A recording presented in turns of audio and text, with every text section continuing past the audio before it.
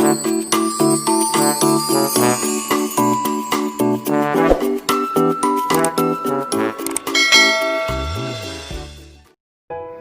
Everyone, आज मैं आपको सुनाने जा रही हूँ कहानी आरती की। ये कहानी आरती की ही नहीं बल्कि कहीं न कहीं हम सब से भी जुड़ी है। हम सब भी कभी न कभी इस फेज से गुजरे ज़रूर हैं। तो चलिए सुनते हैं कहानी आरती की। अपने बच्चे को लेकर हमेशा कुछ न कुछ सोचते रहने वाली, उसे किसी भी फंक्शन में ले जाने से पहले 100 बार सोचने वाली आरती जानती ही नहीं थी कि उसका बच्चा कितना स्पेशल है। बार बार लोगों का मुड़कर उसके बच्चे को देखना उसे बहुत खटकता था। अपने बच्चे के हम उम्र वाले बच्चों को खेलते गाते देखकर शायद कभी उसे भी इन्फीरियरिटी कॉम्प्लेक्स होता ही होगा, लेकिन वो जानती थी कि उसका बच्चा सबसे अलग है, सबसे स्मार्ट, सबसे खूबसूरत, यानी स्पेशल। आज डॉक्टर से अपॉइंटमेंट था और पति घर पर नहीं थे, इसीलिए आरती उसे लेकर मेट्रो से ही निकल पड़ी। मेट्रो में बैठते ही बच्चा घबरा गया और ताली बजाने लगा, जैसा कि वो अक्सर कोई चीज़ पसंद न आने पर किया करता था।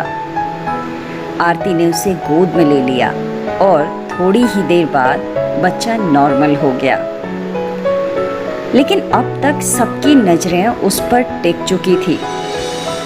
सब लोग उसे कुछ अजीब तरह से देख रहे थे। आरती चुप थी। थोड़ी देर बाद आरती ने भी नज़र उठाकर देखा तो कुछ लोग नजरें चुराकर इधर उधर देखने लगे, तो कुछ लोग अभी भी बच्चे को एकटक देखे जा रहे थे। आरती कर भी क्या सकती थी। थोड़ी देर बाद उसने इधर उधर नज़र दौड़ाई। उसने कुछ बच्चे देखे जो बगल की सीट पर बैठे थे। उसने देखा कि कुछ तो फ़ोन पर खेल रहे थे और कुछ ऐसे ही, और एक उसका बच्चा था जो अपनी ही धुन में मगन था, किसी अलग दुनिया में। वो मन ही मन सोचने लगी कि अब बस 3 ही स्टेशन बचे हैं, फिर वो उतर जाएगी और उसके बच्चे को यूं घूर घूर कर देखने वाली निगाहें इसी मेट्रो में रह जाएंगी। तभी अचानक उसकी नज़र मेट्रो के गेट पर पड़ी। उसने देखा कि एक औरत बिल्कुल साधारण सी लेकिन खुशमिजाज अंदाज में मेट्रो में आई। उसके साथ भी उसके बेटे जैसा ही बच्चा था, लेकिन उस औरत के चेहरे पर बड़ा सुकून था। उसने देखा कि अब आसपास के लोग उसके बच्चे को देखने लगे हैं, बार बार पलट कर देख रहे थे, कुछ घूर भी रहे थे। लेकिन उसकी माँ को इस बात से जरा सा भी फर्क नहीं पड़ रहा था। वो मस्त थी अपने बच्चे के साथ, वो खेल रही थी और अपने बच्चे को देखकर एंजॉय कर रही थी। उसे हर चीज़ दिखा रही थी और बता रही थी कि वो है क्या। तभी किसी औरत ने उससे आकर पूछा, आपके बच्चे को कोई प्रॉब्लम है क्या? उस औरत ने बड़े ही खूबसूरत अंदाज में जवाब दिया, हाँ, मेरा बच्चा स्पेशल है, स्पेशल चाइल्ड, और मेरे लिए तो बहुत ही स्पेशल। आरती झट से उस औरत के बगल वाली सीट पर उसे सांत्वना देने के मकसद से बैठ गई। आरती ने पूछा, आपको बुरा लगता होगा ना जब कोई ऐसे बार बार पूछता है आपके बच्चे के बारे में?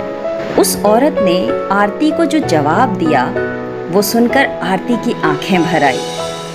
उसने कहा, इसमें बुरा लगने वाली क्या बात है? ये लोग मेरे बच्चे को अभी पिछले स्टेशन से ही तो जानते हैं, अभी तो देखा है इन्होंने इसे। मैं अपने बच्चे को, उसकी खूबियों को और उसके स्पेशलिटी को तब से जानती हूँ जब वो मेरी कोख में था। मैं अपने बच्चे को और मेरा बच्चा मुझे इतने गहरे जानते हैं शायद जितना कोई और नहीं, क्योंकि मुझे सबसे करीब से देखने वाला और इसे सबसे करीब से देखने वाली मैं हूँ।